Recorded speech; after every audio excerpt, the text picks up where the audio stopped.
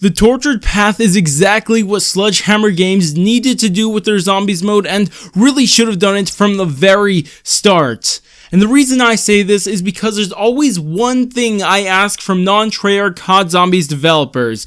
If you are going to make a zombies mode in your game, just please change up something and make it stand out and make it unique. Don't be afraid to mess with the fundamentals of zombies, because those are not your fundamentals. Those are Treyarch Zombies fundamentals, so you do not need to follow them. And that is exactly what they did inside the tortured path, and I just like it so much. And this is really a problem with most of World War II zombie season thus far until we got to this point. And really, as much as I like it, IW Zombies season, I do personally like it a lot, but the thing is, I could tell that they didn't really change up any of the fundamentals. Yes, they changed up a couple smaller things, but none of the fundamentals. I really think they played it a little too safe, but it's just so cool to see that Sledgehammer Games is now willing to change up some of the fundamentals in zombies just to make it stand out and make it theirs, and I just like that so very much. And of course, there's the obvious fundamental that they really changed up, and just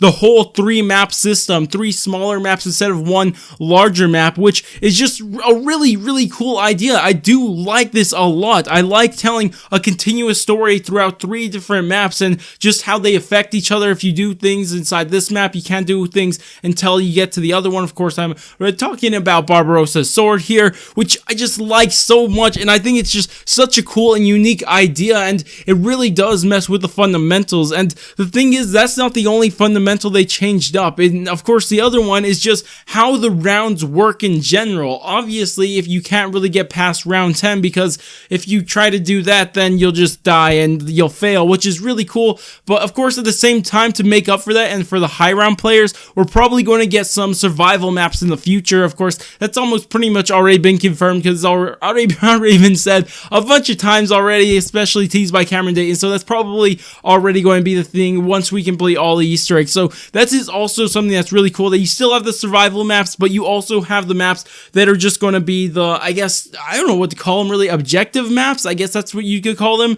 And oh my gosh, it's just so cool to see that they're willing to change up these 2 fundamentals, just changing up exactly how you play zombies with the 3 separate maps, and then of course changing up how the rounds work. And what I like even more, not only did they change up the fundamentals, but they also kept a lot of the same fundamentals that used to exist and still exist inside zombies. I mean, you still have Pack-a-Punch, you still play against zombies, I guess. Like, most of the, well, also there's perks, that's also a really big one. So most of the fundamentals, or a good amount of the fundamentals, are still in the mode, but all you had to do was just change 2 or even 3, or maybe even 1 could do it. Just change at the least maybe 1 or 2, I don't know, and that will really make your mode stand out, and it would make people notice that this is not exactly Treyarch Zombies, and this is something different. This is not the same thing. This isn't copy-paste Treyarch anymore, and I just like that so much, and it's just so cool, because on top of that, not only are we just getting these fundamental changes,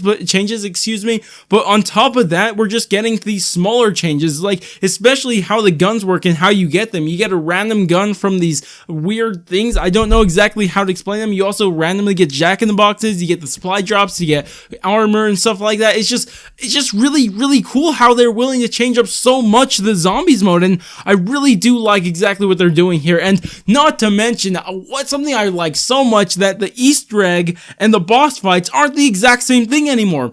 Oh my gosh, I've been asking for this ever since Garage Crovey. Really, I've asked for this ever since Garage Crovey. Go look at my videos. I've been asking this for so long. I never had any problems with a boss fight. In fact, I think they're really fun. But I don't get why an Easter egg has to be tied to a boss fight every single time. Like, why is it every single time? It's just getting way too repetitive for me. But of course, now that they're actually willing to change that up, I'm so glad to see that's the case, and I just really like everything they're doing with the torture path, and I really hope they continue to do this inside the DLC 4 and maybe even in their next game. But anyways, that's about it for me. Tell me what you guys think about the torture path. You guys liking it? You guys not liking it? Tell me exactly why that is down in the description. Not description, actually, down in the comments. But anyways, if you guys did enjoy the video, go ahead, do all the normal YouTube stuff, like, subscribe, bell, share, and especially bell. But I'm gonna go, and I will catch you guys on my next stream or video.